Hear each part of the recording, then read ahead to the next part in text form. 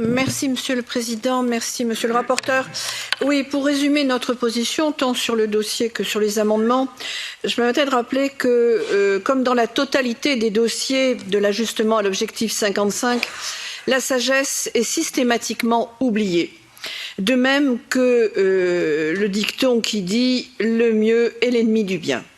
Réviser à la hâte la directive sur l'efficacité énergétique et alourdir des contraintes sur les plans nationaux en matière d'énergie et de climat pour accréditer l'urgence climatique et maintenant faire face à la flambée des prix cache mal la grave guerre spéculative de l'énergie qui, elle, avait déjà commencé avant la guerre en Ukraine et un certain dogmatisme des plus insincères. Alors oui, bien sûr, l'efficacité énergétique doit être considérée comme une source d'énergie à part entière et elle doit être intégrée dans toutes nos visions.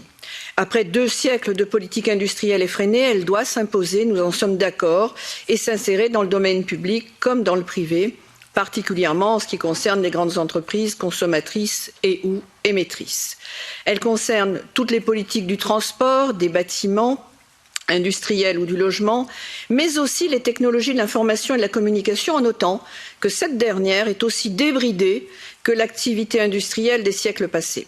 Pour autant, si le moyen terme laisse envisager des bénéfices écologiques, économiques et sanitaires, il va falloir surtout que nous gérions le court terme. Or, précisément, les efforts financiers urgents vont être demandés aux États, aux industriels, aux particuliers, alors même que les séquelles de la crise de 2008 n'ont pas été encore effacées, qu'on le veuille ou non, et de la même façon les séquelles économiques de la crise du Covid, et qui laissent de lourdes séquelles en matière de pauvreté.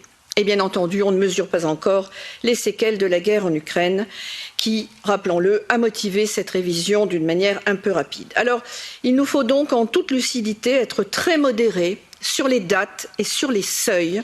Et c'est sur ces points essentiels que nous apporterons notre collaboration ou déterminerons des lignes rouges, l'étude d'impact se révélant, grâce à Monsieur le rapporteur, essentielle à ce niveau. Merci, Monsieur.